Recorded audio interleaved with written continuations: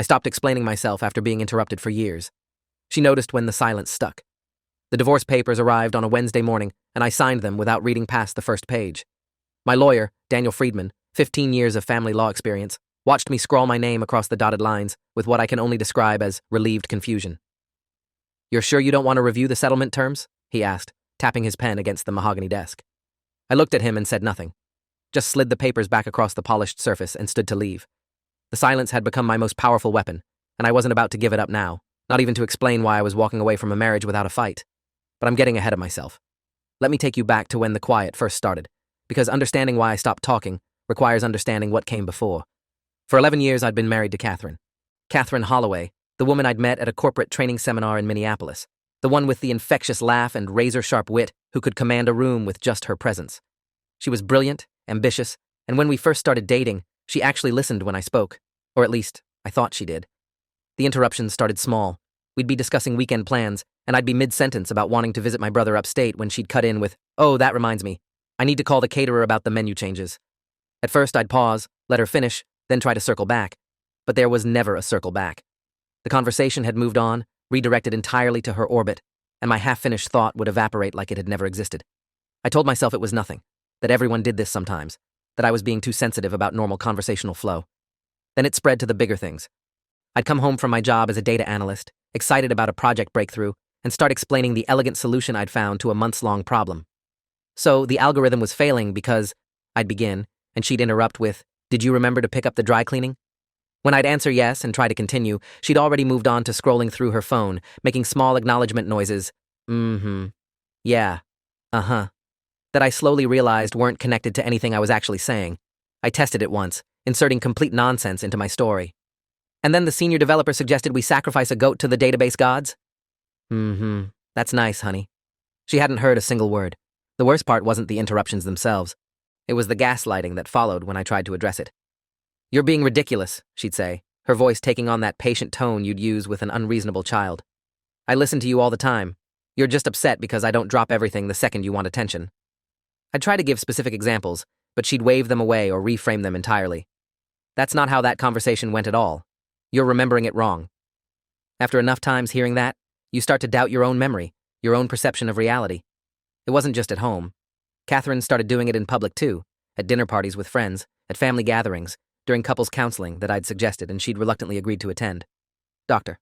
Patricia Westbrook, licensed marriage and family therapist with 23 years of practice, would ask me to share my perspective, and I'd get maybe 3 sentences in before Catherine would jump in with, "But what he's not mentioning is," or, "That's not actually accurate. What really happened was." Dr. Westbrook would gently try to redirect, to give me space to finish, but Catherine had a way of making her interruptions seem necessary, like she was providing crucial context rather than silencing me entirely. I started keeping a journal, documenting the interruptions. Not because I planned to use it as evidence, I didn't even know what I'd do with it, but because I needed to prove to myself that I wasn't crazy. On Monday, I was interrupted 19 times in conversations with Catherine. On Wednesday, 26 times. On Friday, I stopped counting at 30 because the number was making me nauseated. These weren't all major interruptions. Some were small, quick redirects. But they added up to a clear pattern. My voice didn't matter in my own marriage. The change happened gradually, then all at once. It started one evening in October when we were discussing vacation plans. I opened my mouth to suggest we revisit the national parks out west, and Catherine immediately launched into why we should go to her college roommate's beach house in the Carolinas instead. I closed my mouth. Didn't fight, didn't try to finish my sentence, just went quiet. She didn't even notice, just kept talking about beach house amenities and nearby restaurants. That silence felt like power, like the first full breath I'd taken in years. So I did it again, and again. Whenever Catherine interrupted, I'd simply stop talking. No pushback, no, I wasn't finished, no attempt to reclaim the conversational space, just immediate, complete silence. At first, she didn't register the change. She was so accustomed to steamrolling over my words that the absence of resistance didn't ping her radar. Our conversations became monologues, her voice filling every room while I nodded occasionally and said nothing of substance. 3 weeks into my silent treatment, though I didn't think of it that way yet, Catherine first noticed something was off. We were at her company's holiday party, surrounded by her colleagues and their spouses. Her boss, Gregory Walsh, a managing director with slicked-back gray hair and an expensive suit, asked me about my work. "I hear you're in data analytics," he said, extending a hand. "What kind of projects are you working on?" I opened my mouth to answer, got half a sentence out. "We've been developing a predictive model for—" When Catherine cut in with, "Oh, he does all this technical stuff with numbers and computers," Very complicated, very boring for the rest of us. She laughed, and Gregory laughed with her, and I stood there with my unfinished sentence hanging in the air like a ghost. I didn't try to continue. I just smiled politely and excused myself to the bar. Catherine followed me a few minutes later, her heels clicking on the polished floor. "What's wrong with you tonight?" she hissed, gripping my elbow. "You're being so weird and quiet. It's embarrassing." I looked at her, really looked at her, and saw someone who had no idea she'd been silencing me for years. Someone who thought my sudden quiet was a character flaw rather than a survival mechanism. "Nothing's wrong," I said. It was the last substantial lie I told her. After that night, the silence expanded. I stopped initiating conversations entirely. When Catherine asked questions, I gave minimal responses. Yes, no, maybe, I don't know. When she shared stories about her day, I nodded and made non-committal sounds. I became a mirror of what she'd reduced me to, a passive presence, an audience of one that didn't really matter as long as it was sitting in the right seat. The irony was suffocating. It took her another month to realize something was seriously wrong. By then, I'd stopped eating dinner with her. I'd take my plate to my office and eat alone, working on side projects or reading. I stopped sleeping in our bedroom, claiming the couch was better for my back. I stopped asking about her day, stopped sharing anything about mine. The emotional distance became physical distance, and our house turned into a space where two strangers happened to store their belongings. "We need to talk," Catherine said one Saturday morning in early December, cornering me in the kitchen. I was making coffee, the machine hissing and bubbling in the background. I looked at her, waiting. "You've been acting strange for weeks now. Distant. Cold. What's going on with you?" I poured my coffee, added cream, stirred slowly. The silence stretched between us like a chasm. "Are you seriously not going to answer me?" she demanded, her voice rising. I took a sip of coffee. Bitter, too hot, perfect. "This is ridiculous. You can't just stop talking to me. We're married. Communication is important." The irony was so thick I could taste it beneath the coffee. I set down my mug and looked at her directly for the first time in weeks. "You want me to communicate?" I asked quietly. She nodded eagerly, relief flooding her face. "Okay. I've been trying to communicate with you for 11 years. You just never let me finish." I picked up my coffee and walked back to my office, leaving her standing in the kitchen with her mouth open. That's when she started noticing all the other silences. How I'd stopped contributing to household discussions. How I'd stopped making plans with our friends. How I'd stopped saying, "I love you," when she said it first. The absence of my voice became deafening in a way the presence of it never had been.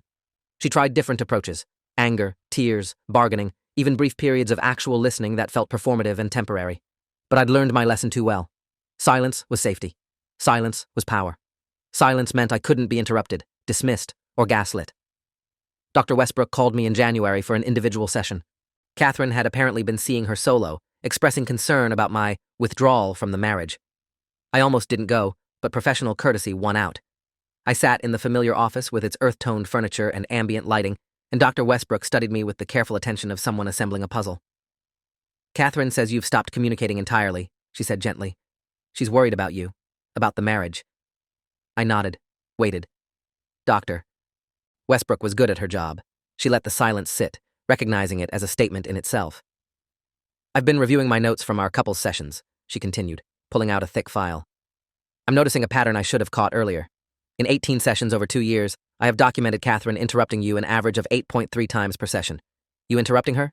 Twice. Total." She looked at me over her reading glasses. "I failed you as a therapist. I should have addressed that dynamic more directly, more forcefully. I didn't, and I apologize." It was the first time in years someone had validated what I'd been experiencing. I felt something crack in my chest, but I didn't cry. I just nodded again. "What do you want?" Dr. Westbrook asked. "From the marriage, from this situation. What outcome are you hoping for?" It was the first time anyone had asked me what I wanted without interrupting my answer. I took my time formulating my response, savoring the space to think. "I want a divorce," I said finally. "I want out of a marriage where I don't exist as a person, only as an audience member for someone else's life." Dr. Westbrook made a note. "Have you told Catherine this?" I shook my head. "No." She'd interrupt before I could finish the sentence. The next week, I contacted Daniel Friedman, the lawyer I mentioned at the start of this story. His office was downtown, glass and steel, and the quiet hum of professional competence. He listened to my situation without interruption, a novelty I'd almost forgotten was possible, and then asked practical questions. "Do you have documentation of the communication issues?" I showed him my journal, months of tallied interruptions and dismissed conversations. He photographed several pages. "And do you have evidence of your attempts to address this through counseling?" I provided Dr. Westbrook's contact information and signed a release form. Daniel was efficient, thorough, and refreshingly direct. "Oregon is a no-fault divorce state," he explained, sliding a folder across his desk. "We don't need to prove wrongdoing, just that the marriage is irretrievably broken.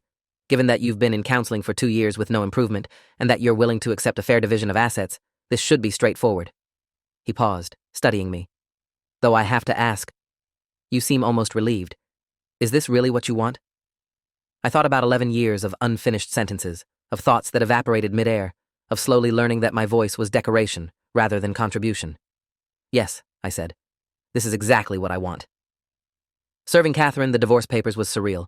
I'd arranged for professional service, not wanting to hand them to her myself. The process server, a woman named Diane Fletcher with 20 years of experience, arrived at Catherine's office on a Thursday afternoon. I wasn't there, but Catherine called me within the hour, her voice vibrating with shock and fury. "You're divorcing me? Without even discussing it? How could you make this decision without talking to me?" The irony was so perfect, it almost made me laugh. "I tried to talk to you for 11 years, I said quietly. "You never let me finish." Then I hung up. The next 3 months were a masterclass in watching someone realize they'd been abusive without ever raising their voice or a hand. Catherine went through stages. Denial, where she insisted I was overreacting and being dramatic.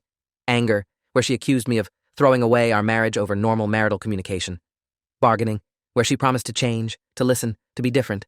And finally, a kind of horrified understanding when she started seeing the pattern everywhere in her life.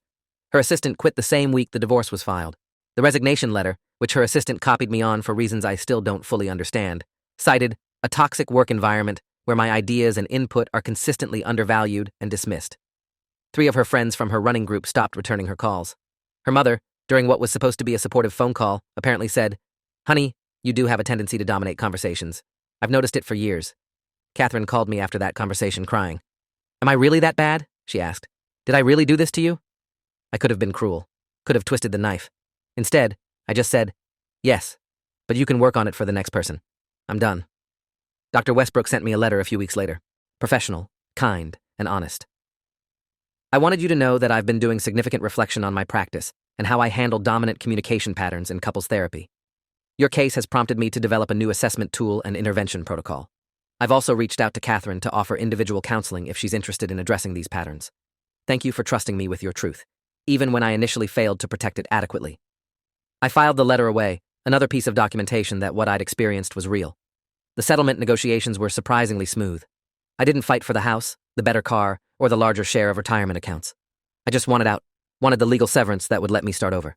Catherine's lawyer, a sharp woman named Rebecca Torres, with a reputation for aggressive advocacy, seemed almost disappointed by my reasonableness. "You're entitled to more," she told me during a joint meeting, her loyalty confused by my lack of demands. "You could push for at least 60-40 on the assets." I shook my head. "I just want it done." Catherine looked at me across the conference table, really looked at me, and I saw her realize that I'd already left the marriage months ago. The paperwork was just making it official. The divorce was finalized in April, 6 months after I'd stopped explaining myself. Judge Michael Brennan, presiding over family court for the past 12 years, reviewed our settlement agreement and approved it without question. "The dissolution is granted," he said, bringing down his gavel with a soft thud that echoed in the mostly empty courtroom. Catherine sat on one side with her lawyer. I sat on the other with Daniel. We didn't look at each other. There was nothing left to say. Walking out of the courthouse into spring sunshine, Daniel shook my hand. "I hope you find what you're looking for," he said. I thanked him, paid his final invoice, and drove to my new apartment across town. It was small, just a 1-bedroom in a quiet building, but it was mine. That evening, I cooked dinner for myself. Pasta with homemade sauce, a recipe I'd perfected during my marriage, but never got to finish explaining to anyone. I ate slowly, savoring each bite, and the silence in the room was comfortable. Chosen. Mine. 3 months after the divorce, I ran into Catherine at a coffee shop downtown. She was with someone new, a man I didn't recognize, and they were deep in conversation. I watched from across the cafe as she interrupted him mid-sentence, redirecting the discussion to something she wanted to talk about. He paused, looked slightly hurt, then adapted and followed her conversational lead. I saw myself in him, saw the early stage of a pattern that would take years to name and recognize. For a moment, I considered walking over, warning him. Then I realized it wasn't my story to tell. He'd have to come to his own silence in his own time. If you are enjoying this story already, please subscribe to see more stories like this. Catherine saw me as I was leaving. She excused herself from her companion and approached, her expression carefully neutral. "Hey," she said. "Hey," I responded. An awkward pause. "How are you?" she asked. "Good," I said. "You?" "Good," she echoed. Another pause, this one stretching uncomfortably. She opened her mouth, closed it, then tried again. "I've been thinking about us," About what you said. I'm in therapy now. Individual therapy. Working on the listening thing. I nodded. That's good. I'm glad. I meant it, genuinely. Her growth would help someone else, even if it couldn't save what we'd had. I'm sorry, she said suddenly, the words tumbling out in a rush. I'm sorry I didn't hear you. I'm sorry I made you invisible in your own marriage. I'm sorry it took losing you to understand what I was doing. I looked at her, this woman I'd spent 11 years loving and being silenced by, and felt nothing but a distant sadness. I appreciate that, I said quietly. I really do. But I need you to know that I forgive you, and I'm also never coming back. Those two things can both be true. She nodded, tears gathering in her eyes. I know. I needed you to know that I know now, that I understand. Okay, I said. Good luck, Catherine. I walked away then, out into the afternoon sun, and didn't look back. That night, I had dinner with my brother, the one I'd wanted to visit all those years ago before the conversation got redirected and forgotten. We went to a small Thai restaurant he'd been recommending forever, and over pad Thai and spring rolls, I told him the whole story. He listened without interrupting, let me finish every single thought, and when I was done, he said, I'm proud of you. That took incredible strength. It was the first time I'd shared the complete narrative from start to finish without being cut off, dismissed, or redirected. The relief was overwhelming. I started dating again in June. Nothing serious, just coffee dates and casual dinners. I discovered I'd developed a sixth sense for interruption patterns, could spot them within the first conversation. Women who talked over me, who finished my sentences, who redirected every topic back to themselves. I politely declined second dates. It wasn't about holding a grudge or being difficult. It was about knowing my worth, about refusing to disappear again for anyone's convenience. In August, I met someone different. Her name was Olivia, and she worked as a librarian at the Central Branch downtown. We matched on a dating app, and our first date was coffee that turned into a 3-hour conversation that turned into dinner. What struck me most wasn't just that she listened, though she did, attentively and without interruption, but that she noticed when she accidentally talked over me and immediately corrected herself. Sorry, I cut you off. Please finish what you were saying. It was such a small thing, but it made me realize how rare it actually was. On our fourth date, I told Olivia about my marriage, about the years of interruptions, and the power of my eventual silence. She listened carefully, processing, then asked, Do you ever worry about going too far the other way? About being so protective of your voice that you shut down legitimate discussion? It was the most insightful question anyone had asked me. I thought about it, really thought about it. Sometimes, I admitted, I'm working on finding balance, learning the difference between protecting myself and overprotecting myself. She nodded. That makes sense. Trauma responses are complicated. The important thing is you're aware of it. We took things slowly. I'd learned the hard way that communication patterns reveal themselves over time, that someone can perform good listening for a few weeks before their true habits emerge. But month after month, Olivia remained consistent. She asked follow-up questions about things I'd mentioned days ago. She remembered details from my stories. She made space for my thoughts even when they conflicted with hers. 6 months in, I realized I trusted her voice with mine, that I could be vulnerable in conversation without fearing invisibility. Dr. Westbrook reached out one more time, a year after the divorce. She wanted my permission to publish a case study, anonymized and fictionalized, about communication patterns in therapy and how therapists can better identify and address power imbalances in couple dynamics. Your experience taught me something crucial about my practice, she wrote. I want to make sure other therapists don't make the same mistakes I did. I gave permission, hoping it might help someone else recognize the pattern before they spent 11 years disappearing. I also started writing about it. Nothing published, just essays for myself, working through the experience and what it meant. I wrote about the subtle violence of being interrupted, how it erodes identity one unfinished sentence at a time. I wrote about the power of silence as both weapon and shield. I wrote about the terror of speaking again after you've learned that your voice doesn't matter. Some of it was angry, some of it was sad, all of it was true. Writing became a way of finishing all the thoughts I'd never gotten to complete, of reclaiming the narrative of my own life. Catherine got engaged about 18 months after our divorce. I saw the announcement on social media, her beaming next to a man who looked kind and patient.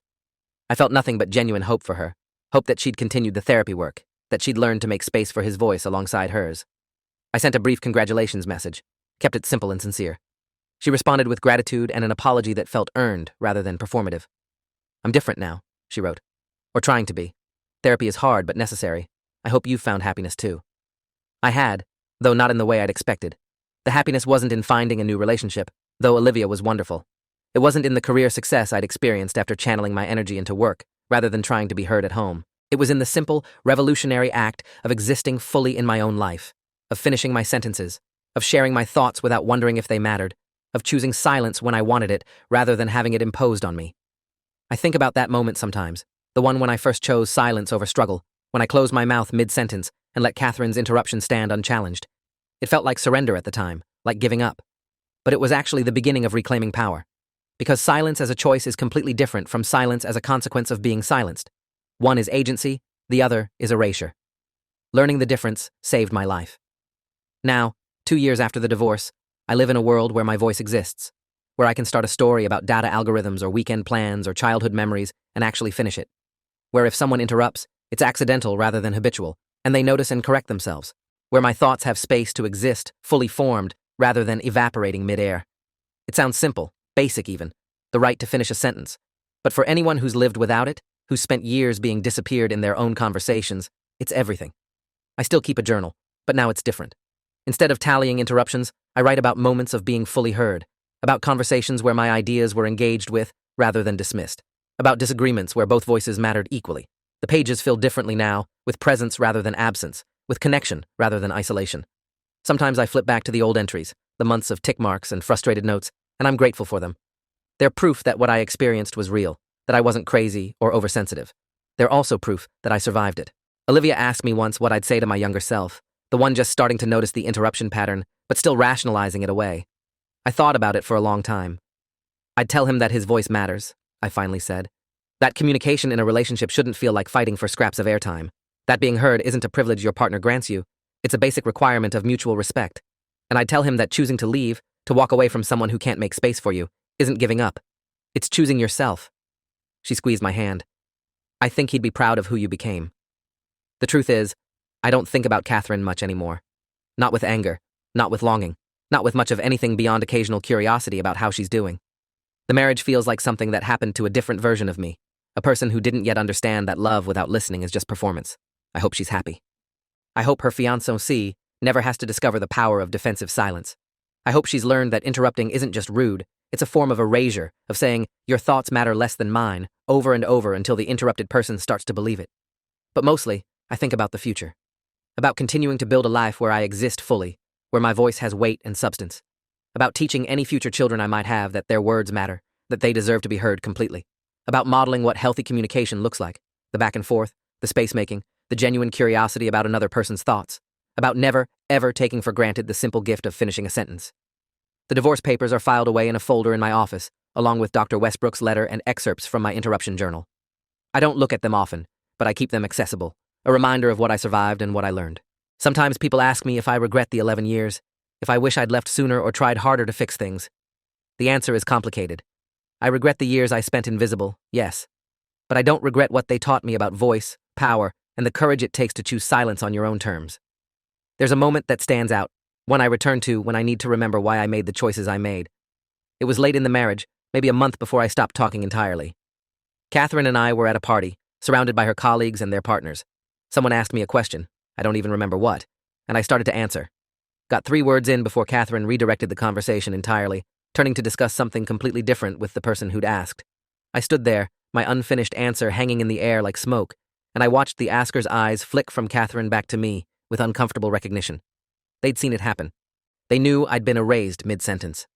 But they didn't say anything, just followed Catherine's conversational lead like everyone always did. In that moment, I had a choice.